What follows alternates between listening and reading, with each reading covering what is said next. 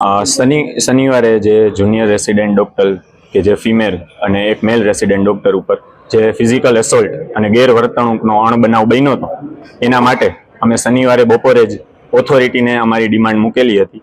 ત્યારબાદ કાલે અમે અમારી રજૂઆત મીડિયા સમક્ષ કરી હતી. આજ સવારે અમે ડીન મેડમ અને જે મેડિકલ સુપરિન્ટેન્ડન્ટ સર છે એને અમારું પાછું આવેદનપત્ર આપવા ગયેલા હતા. અમારી જોડે એમને વાતચીત કરી, બધો મામલો જાણ્યો અને અમારી શું ડિમાન્ડ છે એની અમે ચર્ચા કરી હતી.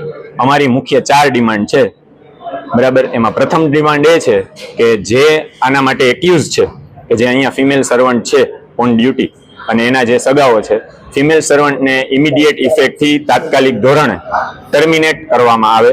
પહેલી ડિમાન્ડ એ છે. બીજી ડિમાન્ડ એ છે કે અત્યારે તમે કોઈ પણ વોર્ડ કે ઇમરજન્સીમાં રાજકોટ સિવિલમાં જુઓ તો સિક્યોરિટીના નામે ખાલી સિક્યોરિટીમાં એક કહી શકાય એવા માણસ જે કે પોતાને કે જેને સિક્યોરિટીની જરૂર હોય એ લેવલના માણસો રાખેલા છે, જેનાથી અમે સેફ ફીલ કરતા નથી. કારણ કે આ બનાવ બન્યો ત્યારે સિક્યોરિટી ઓફિસર બહાર હતા પણ કાંઈ પગલાં ભર્યા નથી. એટલે તાત્કાલિક ધોરણથી દરેક બિલ્ડિંગના પ્રવેશ દ્વારે 2 બાઉન્સર અને દરેક બિલ્ડિંગના જેટલા માળ છે દરેક માળ ઉપર એક બાઉન્સરની તાત્કાલિક ધોરણે વ્યવસ્થા કરવામાં આવે, જે સ્ટાફ છે અને ડોક્ટરોની સેફટી માટે.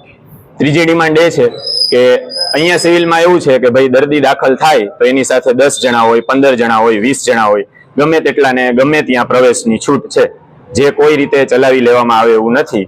તો એના માટે પાસ સિસ્ટમ જે ઓલરેડી ઓન પેપર ચાલુ જ છે રાજકોટ સિવિલમાં પણ એનો અમલ થતો નથી, તો એના માટે 2 પાસ દરેક દાખલ દર્દી માટે.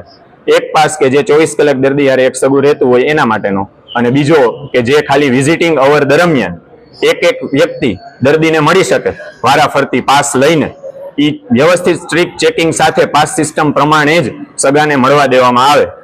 એ સિસ્ટમનો તાત્કાલિક ધોરણે અમલ કરાવવો એ ત્રીજી ડિમાન્ડ છે. અને ચોથી ડિમાન્ડ અમારી એ છે કે સીસીટીવી સર્વેલન્સ બહુ વધારે પડતું નબળું છે, જે કેમેરાની સંખ્યામાં વધારો કરવાનો હોય તો એ, અને એની સર્વેલન્સમાં મજબૂત બનાવવાનું હોય તો એ પણ તાત્કાલિક ધોરણે પૂરું પાડવામાં આવે. આ સમગ્ર ડિમાન્ડ અમે મેડિકલ સુપરિન્ટેન્ડન્ટ સર જોડે ચર્ચા કરી અને એમને અમારી માંગણી રજૂ કરી છે. એમને અમને શાબ્દિક આશ્વાસન આપેલું છે કે તમામ ડિમાન્ડો તાત્કાલિક ધોરણે પૂરી થઈ જશે.